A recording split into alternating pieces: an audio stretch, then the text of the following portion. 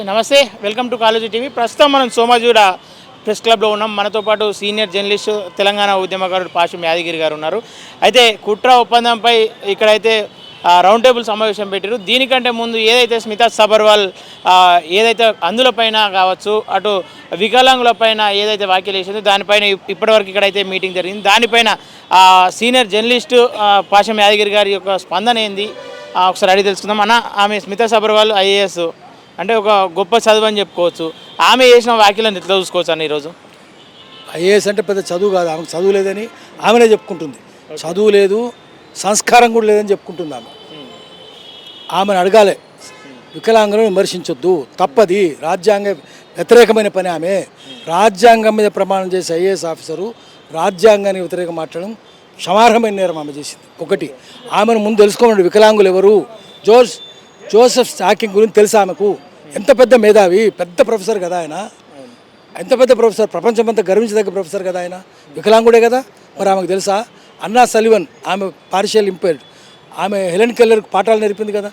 Helen Keller గుడ్డామె కదా, చెవిటి ఆమె, గుడ్డామె, నోరు కూడా లేదు, కానీ ఆమె ఎంత పెద్ద గ్రాడ్యుయేట్ అయింది. హెలెన్ కెల్లర్ గురించి తెలుసా ఆమెకు? ఏమీ తెలియదు ఈమెకు. అదేవిధంగా బ్రెయిలీ గురించి తెలుసా? చిన్నప్పుడే కళ్ళు పోయినాయి, కళ్ళు పోతే లిపి తయారు చేసిండు కదా బ్రెయిలీ, ఆయన గుడ్డాయనే కదా, అందుడే కదా. మరి ఎట్లా చేసిండు ఆయన? ఈమెకు హెలెన్ కెల్లర్ గురించి తెలియదు, అన్నా సలివన్ గురించి తెలియదు. అన్నా సలివన్ మీద 8 సినిమాలు వచ్చినాయి, తెలుసుకోమండి. మై ఫెయిర్ లేడీ అంటే ఏందో తెలియదు, చదివేలేదు ఈమెకు. అడగాలి కదా, రేపు ఐఏఎస్ ఎగ్జామ్ పెట్టి అడుగుదాం. మై ఫెయిర్ లేడీ గురించి తెలుసా? ఆ సినిమా గురించి తెలుసా? హెలెన్ కెల్లర్ గురించి తెలుసా? ఏం తెలుసు నీకు? ఏమీ తెలియదు. బ్రెయిలీ గురించి తెలుసా? తెలియదు. ఎవడో జోకర్ అడిగి ఉంటాడు ప్రశ్నలు, ఈమె పాస్ అయి ఉంటుంది, లేదా కాపీ కొట్టుంటుంది. మనం చూసినాం కదా కేడ్కర్, అట్లే కాపీ కొట్టి పాస్ అయి ఉంటుంది ఈమెను. అందుకని ఇష్టం వచ్చినట్టు మాట్లాడుతున్నది, తప్పిది. ఇప్పుడు ఐఏఎస్ వాళ్ళు ఎటువంటి జోకర్లో ఒక కథ చెప్తాం మీకు. ఒక పెద్ద కారు రోడ్డు పక్కన వచ్చి ఆగిందట. ఇది జోక్. ఇది పెద్ద రోడ్డు పక్కన వచ్చి పెద్ద కారు ఆగింది. ఆగి దాంట్లోంచి ఒక ఆయన సూట్ బూట్ కేటేసుకొని పోయిండట. కొద్ది దూరం పోయిండు, ఒక హాఫ్ పర్లాంగ్ పోతే రోడ్డు పక్కన ఒక ఆయన హాఫ్ పర్లాంగ్ దూరంలో ముసలాయన, 80 ఏళ్ళ ముసలాయన, చెవులు వినిపించవు, కళ్ళు కనిపించవు, ఆయన గొర్రెలు మేపుతుండట. ఈయన దిగిపోయిండు అక్కడికి సూట్ బూట్ కొట్టేసుకొని. ఆయనకు వాడు ల్యాప్టాప్ పట్టుకొని, వాడు ఛత్రి పట్టుకొని, వాడు ఫైల్ పట్టుకొని ఎంటపోయిండు ముసలాయన దగ్గరికి. ఈయన పోయి అడిగినట, ఏమయ్యా ఈ మేకలు నీవేనా అడిగినట. ముసలాయన అన్నట్టు, మేకలు కావు సార్, గొర్రెలు సార్ అన్నట. చెవులు వినిపించవు కదా. సరే ఏమయ్యా ఇవి ముళ్ళు తింటున్నాయా అన్నట, తుమ్మ ముళ్ళు. ముసలాయన అన్నట్టు, లేదు సార్, ఆకులు కాయలు పువ్వులు తింటున్నాయి కానీ ముళ్ళు తింటలేవు సార్ అంటే చూసినట్టు వాడు. నేమే ముళ్ళు తింటలేవు. సరే ఈ లోపల ల్యాప్టాప్ తెరిచిండు, నిలువు గీతలు అడ్డ గీతలు వచ్చినాయి, ఫోటోలు తీసినాయి. ఫోటోలు తీస్తే చెప్పిండట, ఈ ముసలాయన ఏడిపిద్దామనుకొని, ఇగో ముసలాయన నాని దగ్గర ఎన్ని గొర్రెలు ఉన్నాయో నేను చెప్తా, నాకేమి ఇస్తావు అన్నట్టు. నా దగ్గర ఏముంది సార్, గోసి ఏం లేదన్నట్టు. లేలే నీ దగ్గర ఉన్నట్టు చెప్తే నాకు ఇక్కడున్న గొర్రె పిల్లని ఇవ్వాలి చూడని చెప్పిండట.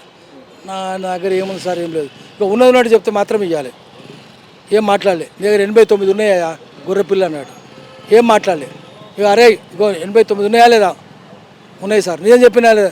చెప్పినావు సార్. గట్టిగా చెప్పా, నేను చెప్పినా లేదా? నిజమే చెప్పినావు సార్. ఇంకేంది మరి? అరే అటెండర్ గొర్రె పిల్లని తీసుకుపోయి డిక్కీలు వేసేరా అన్నట్టు.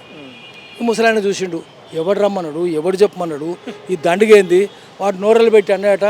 మంచిది ఆయన, నేను కూడా చెప్తాను ఎవరు అన్నట. నువ్వు చెప్తావు అని ఎవరు? చెప్తా. ఎవరు పోయా నువ్వు? ఎట్లా చెప్తావు నువ్వు అంటే, చెప్తా సార్. అరే ఎట్లా చెప్తావా అన్నట్టు. నేను చెప్తా సార్. నువ్వు ఎట్లా చెప్తావు అంటే, నువ్వు ఏమనుకోనంటే చెప్తా సార్ అన్నట్టు. ఏమనుకోనే చెప్పా అన్నట్టు. నువ్వు ఏమనుకోవు కదా సార్? ఏమనుకోను. ఇగో నువ్వు మా జిల్లాకు కొత్తగా వచ్చిన కలెక్టర్ సార్ అన్నట్టు.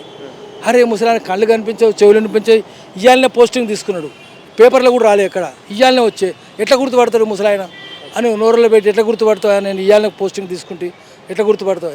కష్టమేం కాదు సార్, ఎట్లా చెప్పా అన్నట్టు. తెలుసుకోవచ్చు సార్, చెప్పా ఎట్లా అన్నాడు. నువ్వేమనుకోవు కదా సార్? ఏమనుకోనంటే చెప్తా సార్. ఏమనుకోని చెప్పాయా? ఇగో నువ్వు తీసుకున్నది గొర్రెపిల్ల కాదు సార్, నా మందని కాసే కుక్క పిల్ల సార్, నాది నాకు ఈ సార్ అన్నాడు. అంటే గొర్రెపిల్లకు కుక్క పిల్లకు తేడా తెలియడం ఐఏఎస్ ఆఫీసర్. ఇది ఆమెకు చెప్పాలి. స్మితా సభ రోజు హెలికాప్టర్ వేసుకొని పోతుంది కదా ఆమెకు ఎప్పుడైనా పోయిందా? భూమి మీద పోయిందా? రోజు హెలికాప్టరే, భూమి మీద పోతే తెలుస్తుంది. గొర్రెల మేకలు తీసుకొని ఆవు చుట్టూ, ఆ కొమ్మ చుట్టూ, పండు చుట్టూ తిరిగేటని తెలుస్తుంది. పుట్ట, చెట్టు, గుట్ట తెలుస్తుంది, గొల్లోని తెలుస్తుంది. నీకేం తెలుస్తుంది? నువ్వు చెరువు సంగతి, పుట్ట సంగతి, గుట్ట సంగతి, పులి సంగతి, తొడేలు సంగతి, పాము సంగతి, ఉన్ని సంగతి, మాంసం సంగతి వాళ్ళ సంగతి ఎవరు తెలుస్తుంది? వాళ్ళే తెలుస్తుంది. నీకేం తెలుస్తుంది? పరీక్ష పెడదాం, పాస్ అయిద్దేమో చూద్దాం. 0 మార్కులు వస్తాయి మాకు. అన్నిటికంటే ముందు మా ఉద్యోగం కూడా పోతుంది. అందుకని ఈ జోకు చెప్పుకొని ఐఏఎస్ ఆఫీసర్లు భర్తం పట్టాలి. మొత్తం ఐఏఎస్ ఆఫీసర్లను తిట్టిపించే పని లాగా ఉన్నది. అందుకని ఐఏఎస్ జోకర్లను ఇప్పటి నుంచి అందరూ ఖండించకపోతే, ఐఏఎస్ ఆఫీసర్ ఖండించి ఆమె నాళ్ళకి తీసేయకపోతే ఈ రోజు ఒక జోకు చెప్దాం ఐఏఎస్ ఆఫీసర్ల మీద. కానీ ఆమె ఏమంటుంది, కేత్కర్ అనే ఒక మహిళ వికలాంగు సర్టిఫికేట్, దొంగ సర్టిఫికేట్ తీసుకొని ఈజీగా ఐఏఎస్ అయిపోదాం, ఐపీఎస్ అయిపోదాం అని చెప్పేసి దొంగదారులు దొక్కుతుర్రు, వికలాంగులు అందరూ ఇట్లనే చేస్తుర్రు అన్న భావన తీసుకొచ్చింది. దాని మీద ఎట్లా నచ్చన? అని ఆమెకు తలకాలే అని చెప్తారు. ఏ వికలాంగులు చేయలే, ఐఏఎస్ వాళ్ళే చేస్తారు. ఆమెకు ఉద్యోగం వచ్చింది కదా, నువ్వు ఐఏఎస్, అదే ఐఏఎస్, కేడ్కర్ ఐఏఎస్ దొంగలే చేస్తారు. బుద్ధి లేనిది మేము చెప్తున్నది. భర్తం పట్టాలి, భర్త తీసుకోవాలి, భర్తం పట్టాలి. నువ్వు ఎప్పుడు కేసీఆర్ పక్కన ఉంటుంటివి, ఆండే కూర్చొని రోజు హెలికాప్టర్ వేసుకొని, మేడిగడ్డ కూడా హెలికాప్టర్ వేసుకొని పగలగొట్టి నువ్వే కదా. భర్తం పట్టాలి. మది రేవంత్ రెడ్డి కొంచెం కూడా సోయి ఉంటే భర్త తీసుకొని భర్తం పట్టాలి. ఇటువంటిది ఎక్కడ లేదు. ఆమె ఎవరో చేసిండ్రు, ఉద్యోగం పోయింది కదా ఆమెది. ఐఏఎస్ ఎట్లా ఇచ్చిండ్రు అంటే నీలాంటి జోకర్లే ఐఏఎస్ వాళ్ళు అవుతారు అని జనం కనిపెడుతున్నారు. భర్త తీసుకుంటారు, భర్తం పడతారు. ఓకే, వికలాంగులు దీనిపైన కొంచెం మనస్తాపానికి గురైనట్టు తెలుస్తుంది. ప్రొద్దున్న ఇక్కడ ప్రెస్ మీట్ కూడా పెట్టారు, వాళ్ళు కూడా కొన్ని డిమాండ్లు చేస్తున్నారు. ఆ డిమాండ్లు అంటే మీరు మద్దతు తెలుపుతారా? మద్దతు తెలిపినాం కదా, మేము ఆ మీటింగ్కి వచ్చినాం, మద్దతు తెలిపినాం, అలా పక్కనే ఉన్నాం, తెలిపినాము, టీవీలో కూడా కనిపించినాం, అది కూడా చెప్పినాం. మద్దతు మేము సంఘీభావం చెప్తూనే ఉన్నాం.